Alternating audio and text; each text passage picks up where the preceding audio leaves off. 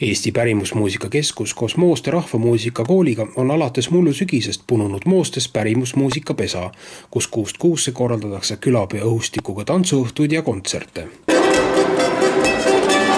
Eesti pärimusmuusika keskus avas eelmise aasta sügises pesade programmi üle Eesti ja valis üheks koostööpartneriks Mooste rahvamuusika kooli.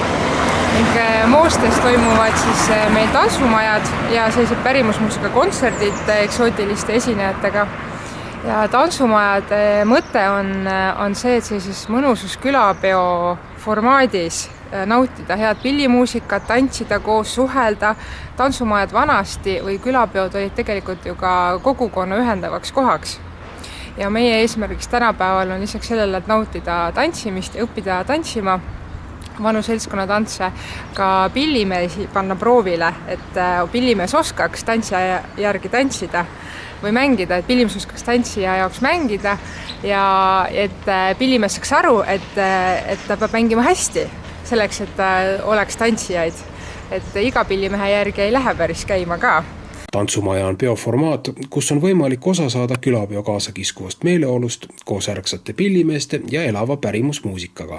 Tantsumajad toimuvad meil Mooste koolisaalis, väga ilusas vanas mõisa majas, väga mõnusas saalis, kus on hea puupõrand ja hea atmosfäär tantsimiseks.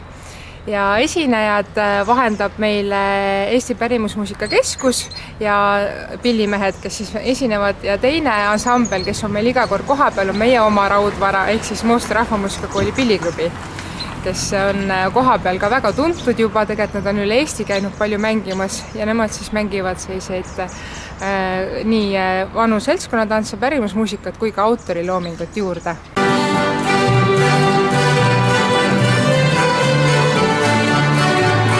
Külapeole kohaselt on kaasa lööma oodatud kõik, kellel jalg vähegi rütmis kaasa tatsub, sest tantsusammud saab selgeks koha peal. Õhtu jooksul, mis ongi selline vabas vormis olemine, ei ole kohustust kellelgi tulla tantsima, aga on võimalus ja on ka õpetamise koht olemas, et kes ei oska, ei tasu üldse karta, et saab tantsud ilusti kas teiste pealt vaadates või siis raskemate tantsude puhul ka konkreetselt näidatakse sammud ette, tehakse rahulikult ja siis saab neid koos partneriga tantsida. Ja kui paarilist ei ole, siis ikkagi tasub tulla, sellepärast et seltskonna tantsud ei olegi olnud paaris tantsud tegelikult väga palju. Et paarilisi vahetatakse kogu aeg seal ja on ka sellised ühistantsud. Ja võib ka lihtsalt olla perega koos, nautida kohvikut. Mooste põhikooli lapsed teevad tavaliselt sellist pop-up kohvikut, seal pakuvad oma küpsetatud kooke ja kohvi. Ja saab lihtsalt kuulata pillimängu ja olla ka mõnusalt kohal.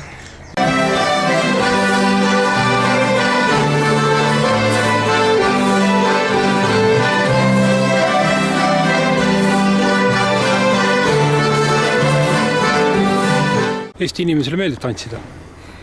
Kui ta sellest hirmust üle saab, et ta ei oska samme, siis talle meeldib küll. Et pigem ongi see hirmist, et ma ei oska astuda.